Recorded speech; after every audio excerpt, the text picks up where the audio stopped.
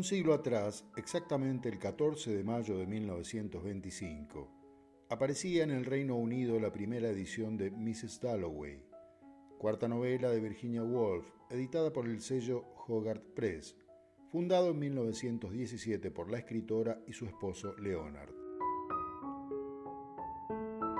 Una ficción revolucionaria que desafiaba las convenciones literarias de su época, escrita bajo el influjo de autores como Marcel Proust, que entonces ya había dado a conocer En busca del tiempo perdido.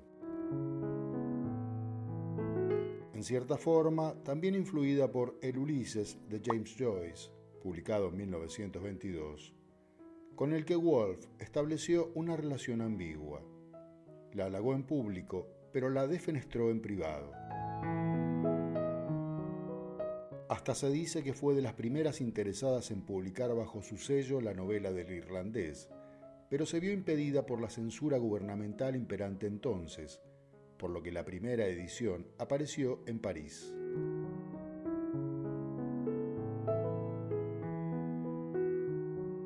Virginia trató de leer El Ulises mientras comenzaba a trabajar en La señora Dalloway, pero nunca habría podido pasar de la página 200 de un novelón de más de 730 en su edición original de Shakespeare & Company. Al menos eso aseguran algunos de sus biógrafos. Y no fue la única. A Borges le pasó casi lo mismo, aunque no habría llegado a leer de corrido el primer centenar de páginas, abordándola solo a retazos. Con el tiempo la llegó a considerar una obra monstruosa, tan extensa e inextricable que resultaba difícil de leer y comprender en su totalidad, un laberinto donde sus lectores pueden perderse. No obstante, ya en 1925, el argentino tradujo al castellano el final del famoso monólogo interior de Molly Bloom, un fluir textual sin pausas ni puntuaciones que publicó en la revista Proa.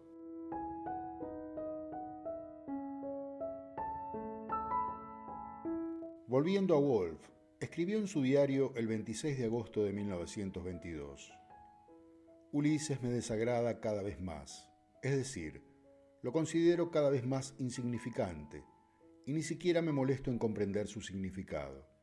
Gracias a Dios, no necesito escribir sobre él.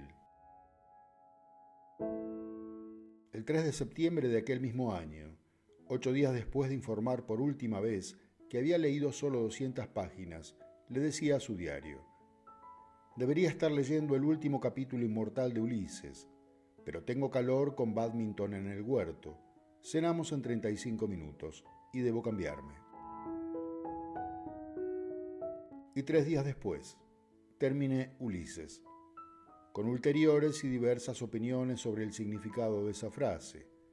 Para algunos investigadores, habría terminado de leer el libro, pero otros sostienen lo contrario. Debería leerse como terminé con Ulises, en el sentido de que se habría dado por vencida, que no continuaría leyéndolo, que esa tarea le resultaba insoportable.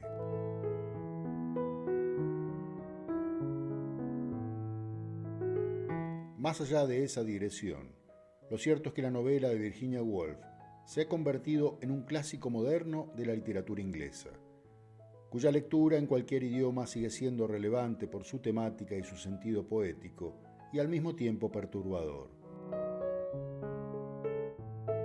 Han pasado 100 años desde su publicación y la historia ambientada en la posguerra, en Londres y durante un solo día, sigue resultando fascinante. Sobre todo, por el modo en que la autora nos introduce en la mente y la conciencia de Clarissa Dalloway y los personajes que conforman su mundo de la alta sociedad inglesa. Una sociedad que ha superado los estragos materiales que la Primera Guerra Mundial produjo en la Europa continental, pero no los emocionales, que emergen como heridas abiertas.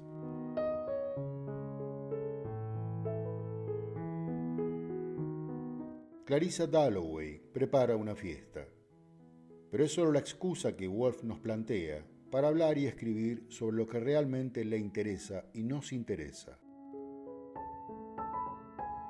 Temas como el trauma que ha dejado el conflicto bélico, el paso del tiempo, la represión y la identidad, mientras reflexiona profundamente sobre el lugar que la sociedad reserva a la mujer, qué espera de ella y qué le impone.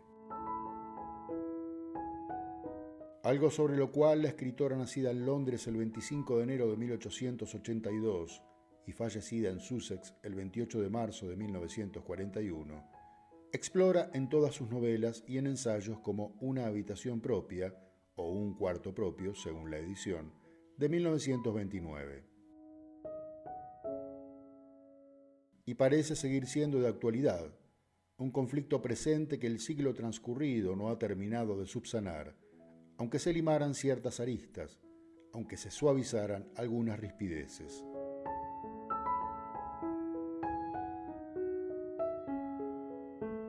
A través de monólogos interiores y saltos temporales que rompen la linealidad de la historia, vamos conociendo a Clarissa Dalloway, mientras prepara durante un solo día, la fiesta que se desarrollará en su elegante casa. Sus pensamientos viajan libremente entre el presente y el pasado, para hacerla reflexionar sobre su juventud y sus elecciones vitales, como la que incumbe a Sally Seton, vinculada a ella románticamente. También a Richard Dalloway, su esposo distante, y a la hija de ambos, Elizabeth, símbolo de una nueva generación que desafía a la tradición. Y a Peter Walsh, antiguo pretendiente que regresa de la India y revive sentimientos ambivalentes hacia ella. Y a Septimus Warren Smith, veterano de la Primera Guerra que sufre de estrés postraumático y aunque no conoce directamente a Clarissa, tiene una historia sombría y dolorosa. Su vida sirve de contrapeso a la vida aparentemente tranquila de la protagonista. Dos caras de una misma moneda, el dolor individual versus la superficialidad social.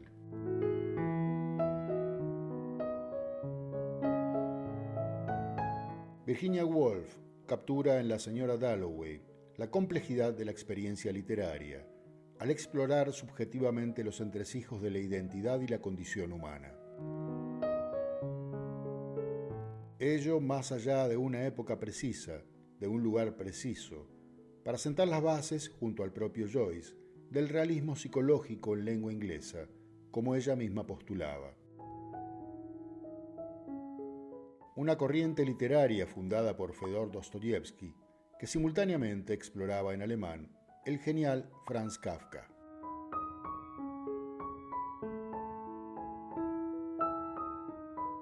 La primera traducción conocida al castellano de La señora Dalloway data recién de 1980, realizada por el español Andrés Bosch para el sello Lumen, que también publicaría sus traducciones de El cuarto de Jacob y Entre actos. Pero fue Jorge Luis Borges, traductor junto a su madre, en 1937 de Orlando, una biografía para Editorial Sur, de Victorio Campo, quien mucho antes dio a conocer a Virginia Woolf a lectores del mundo hispanohablante. Ocampo y la autora inglesa se habían conocido en Londres en 1934, en una muestra del fotógrafo Man Ray y por intermediación de un amigo común, Aldous Huxley. Fue allí que nació el proyecto de publicar en castellano y en Buenos Aires al menos 3 títulos de Woolf, con quien Victoria había quedado fascinada: el ya mencionado, Alfaro y Un cuarto propio, este último también traducido por Borges.